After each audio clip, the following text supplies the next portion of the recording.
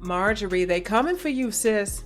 Steve Harvey's wife hasn't said much throughout the years, allowing her position as Steve's third wife to be the center of anything Marjorie related. However, Marjorie Harvey's reputation as Steve's stylish arm candy has come under fire, and her highly questionable past has surely spun the block, ready to release fire any given day now. A drug-hoarding, cocaine-dealing, deceitful past full of deception, lies, and betrayal. Hopping from one kingpin to the next, Marjorie once found herself in the midst of one of Memphis's biggest drug busts to date, but is now living lavishly, far from the ruins of that particular lifestyle. So, how did the First Lady of Memphis go from being queen of the drug lords to securing Steve Harvey's bag? Straight from the likes of Tubi, Marjorie Harvey's rags to riches story may be an even bigger one than Steve's. When Steve decided to settle down for the third time with his now wife Marjorie in 2007, he surely believed he'd secure the woman of his dreams, and perhaps he did. But for Marjorie, she surely hit the jackpot, possibly for the third time, just in a much different way, a less incriminating way. It's been about 16 years since Marjorie uttered the words "I do," and over 30 since being entwined with her first husband, one of Memphis City's biggest drug dealers, as well as her second, his alleged cousin. According to Steve, Marjorie first caught his attention in 1990 after showing up late to one of his stand-up shows. Upon landing eyes on her, Steve lessened the gap between his thick lips and the mic and reportedly boasted, "I don't know who this is, but I'm gonna marry her." Steve was serious, but Marjorie was hesitant. After all, she was still very much married. According to Marjorie, she and Steve dated for a bit, but the night outs and gut-filled butterflies dwindled as time went on. Soon enough, the phone calls and communication stopped altogether, and the pursuance of Marjorie came to an abrupt end, with Steve citing his lack of financial stability as to why he and she were no more. As Steve was getting his money up, Marjorie was busy being a ride or die for Jim Townsend, her first husband and former drug dealer who'd run the streets of Memphis, Tennessee. Marjorie right there along with him, but don't be fooled or a fool. Marjorie wasn't just some innocent bystander attending to her 2 babies while her husband made money his way. Let Jim tell it, she was right there along with him participating in his antics. Jimmy Townsend was sentenced to life in prison back in the late 90s after attempting to purchase cocaine the size of an average 12-year-old boy. But before he'd be escorted to the human equivalent of a dog pound, he and Marjorie were king and queen of Memphis's underground drug hoarding ring. The fancy cars and big bank lured Marjorie right on in, and before she knew it, she'd not only married Jim, but would end up conceiving 2 of his kids, Morgan and Jason. Contrary to what many fans of Steve's may have believed, that Marjorie's 3 children all came from one man who isn't Steve, in case you weren't aware. Her first 2 children are in fact the offsprings of her first husband, Jim Townsend. With Jim looking at life in the penitentiary, he and his wife were in this thing for the long run, and absolutely no one was going to get Marjorie to snitch on her man. Not the FBI or the DEA, who investigated Marjorie time and time again, believing that she too was involved in Jim's illegal activities. They even threatened him by telling him they'd arrest Marjorie if she didn't cooperate. Jim wasn't about to spill the beans to the feds and get the mother of his children locked up right along with him, opting to not give away information that could possibly get her imprisoned, but that wouldn't last too long. It'd only take a good 30+ years or so for Jimmy to say, "To hell with everything. I'ma speak my truth since you want to finesse your way into a millionaire's heart and try to keep my kids from me."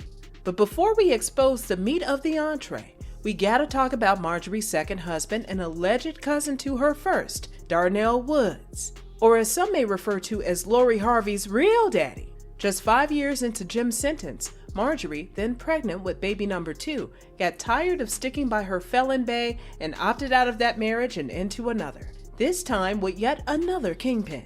Something about that drug hustling life Marjorie couldn't seem to get enough of, eh? Darnell Woods wasn't just any old drug dealer. He too was a part of Memphis, Tennessee's biggest drug sting. Linked to his brothers amongst other relatives, Darnell along with his kin were a part of the infamous Memphis Mob Gang, founded in the 80s at the height of the crack epidemic that plagued the nation. Using a number of car washes and nightclubs as hotspots, Their notorious martini room attracted big ballers, athletes, and whomever else wanted in on the action. The Memphis mob had a lengthy run before being busted and indicted on several charges, including conspiracy to possess and distribute kilos of cocaine with the intent to distribute marijuana. But before Darnell met the same fate as his alleged cousin Jim, he and Marjorie welcomed their baby girl Lori in 1997 and would end up tying the knot 3 years later before divorcing in 2001. Whole time Marjorie was with Darnell, she still kept tabs on Jim Townsend and vice versa. Whenever Jim hit up her line, Marjorie was right there to answer those collect calls no matter what. After all, Jim was the father of her kids. However, all that prison talk and visits came to an end once Steve found his way back into Marjorie's heart. With Marjorie now a divorced woman, Steve got the word that his ex was back on the market. Despite not being in an actual relationship, Steve just knew Marjorie was the one for him. Reminiscing on his time spent with Marjorie back in the 90s, Steve by this point was finally in a good enough financial and mental state to take care of a woman of Marjorie's caliber. He now was the star of his own TV show, The Steve Harvey Show, and decided the time was now to win over the lady of his dreams. Who cares if he was married to a whole other woman at the time, am I right? All that advice he gives on his popular daytime talk show doesn't amount to this, and his truth. Don't let your wife stop you from finding the love of your life, fellas. Before linking back up with Marjorie in the early 2000s, Steve was a whole married man. Married to his second wife and the mother of his son Winton, Mary Shackelford says she was completely blindsided when Steve hit her with those divorce papers, and even more blindsided when she discovered he was sneaking around with Lady Heroin for Lord knows how long. Not only that, but Mary claims that Marjorie convinced her son Winton to cut all ties with her, and now has her son not only refusing to speak to her, but is out here calling another woman mom, all whilst ignoring his real one. It had been Big Boom, Steve's bodyguard, who had reminded Steve of his more happier days spent with Marjorie, urging Steve to give Marjorie a call, which would turn out to be one of the greatest calls he'd ever make.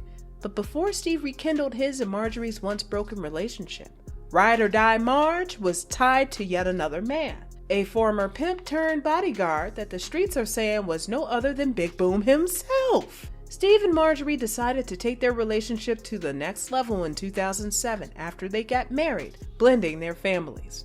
The pair have now been married for about 16 years as of 2023, and Steve is more head over heels for Marjorie than he's ever been. However, his ex-wife Mary says it's all a facade. So let us get this straight. Marjorie Harvey was married to 2 Kingpin drug dealers, got with Steve Harvey's bodyguard before the bodyguard put in a good word for Marjorie and eventually ended up securing Steve? Talk about playing the game. Y'all don't have to guess where Lori gets her skills from anymore. Despite her dad, Steve, being the author of one of his bestsellers, Act Like a Lady, Think Like a Man, apparently she was taught by one of the best to ever do it, her mama. If you don't take our word for it, then how about from the man who knows her probably more than Steve does? Her first husband, Jim, who claims that not only was his ex-wife pushing dough, but knows all about how to finesse a ninja. Jim Townsend, who later get released from prison after being pardoned in 2017 by President Barack Obama, after serving 26 years, is telling it all in his new book, Snakes in the Garden. He'd been working on since his time spent behind bars, and we must say it's a nail-biter. Just check out this excerpt. The sight of Morgan always brought joy to my heart. She was truly the apple of my eye and the only reason I hadn't killed her mother. As Morgan couldn't understand what was happening, she turned her attention back to me and locked eyes with me, giving me a look that said, "Come and get me, Daddy." There were 3 things that I hated and regretted. The first was the abortion issue, which I will explain later. The second was the fact that I allowed Marjorie to convince me to lie to Morgan for 4 years, telling her that I was in Lewisburg working a job while I was in prison. Morgan was 8 when I finally said to hell with Marjorie and her mother and told her the truth. Marjorie and her heartless mother thought I had committed an unpardonable sin by setting things straight with Morgan. But telling her the truth was one of our most intimate and memorable phone conversations. The little 8-year-old rebuked me for lying to her, and she made me promise that I would never lie to her again. Jim is not playing about this tell-all book, and by the looks of it, his kids Morgan and Jason don't give a hoot about their biological daddy spilling the beans about their mama, Cause from what we can tell, Jim has been spending time with them as recently as late 2022. Perhaps this could mean the Harvey household is experiencing some turbulence. Are you getting a copy of Jim Townsend's book?